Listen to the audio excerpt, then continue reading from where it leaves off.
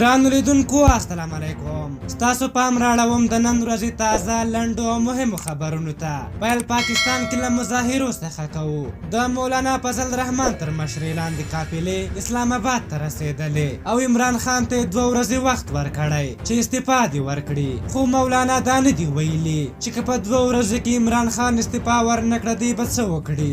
عمران خان بیا ویلي چې په پاکستان کې مولانا فضل الرحمن شته، نو یهودو ته هیڅ اړتیا نشته چې د پاکستان پر وړاندې کومه دسیسه جوړه کړي. هغه هم دا راز ویلي دي که فضل الرحمن ته مې د ډیزلو پارمټ یا لایسنس ورکړ نو بیا به هیڅ احتجاج نه وي. هغه وایي دوی چې هر څومره وخت اسلام آباد کې کینی خو زه استعفا نه ورکوم. د افغانستان برېښنا شرکت د کابل په ګډون د 11 ولایتونو برېښنا چې له تېرې یوې میاشتې راهیسې قطع شوې وه د برېښنا شرکت بیرته ورغوله او د ټولو ولایتونو برېښنا دې حالات ته راوګرځېده.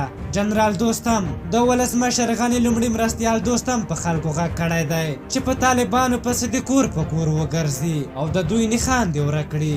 د معلوماتو له مخې د ولسمشر غني لومړي مرستیال او د جنبش ګوند مشر جنرال دوستم په جوزجان کې له خپلو خلکو غوښتي چې د طالبانو پر وړاندې میدان ته راووځئ او ورسره وجنګېږئ. ډاکټر عبدالله د حکومت اجرایي رئیس د شانګهای غړو هیوادونو د مشرانو په سرمشریزه کې د ګډون په موخه د ازبکستان پلازمینې تاشکند ته ولاړ. جمهور رئیس غني، جمهور رئیس محمد اشرف غني د مالیې وزارت چارواکو سره کتلي او د بودیجې په مصرف پلانونو او نورو مهمو مسایلو ورسره غږېدلی او د دغه وزارت اقدامات ستایلي دي. علي احمد جلالي د کورنیو چارو پخوانی وزیر علي احمد جلالي په خپلو تازه څرګندونو کې ویلي دي چې طالبان ځکه اوربند ته غاړه نږدي چې پر خپلو جنګیالیو د کنټرول له لاسه ورکولو څخه ډارېږي.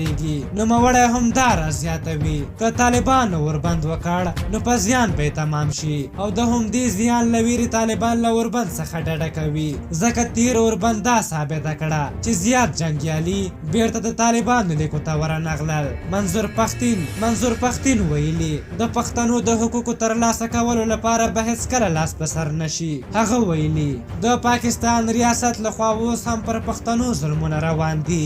د پښتین په وینا پاکستان د خیبر پښتونخوا بربادۍ ته مټې بډ وهلې دي. نوموړي زیاته کړې چې د پاکستان د شومو اهدافو پر وړاندې به جدي مزاحمت وکړو او له سپورټ له نړۍ څخه خبر دی چې افغان لوبډلې د نوي روزونکي فلورنس تر نظر لاندې تمرینات پیل کړل. د افغانستان او ویسټ انډیز ترمنځ لوبې 15 ورځې وروسته پیلېږي. په هر حال دا و د نن ورځې تازه لنډ او مهم خبرونه. تر بیا چې ستاسو چوپړ ته راځم په لوی او بخونکي خدای مو سپارم. د الله په امان.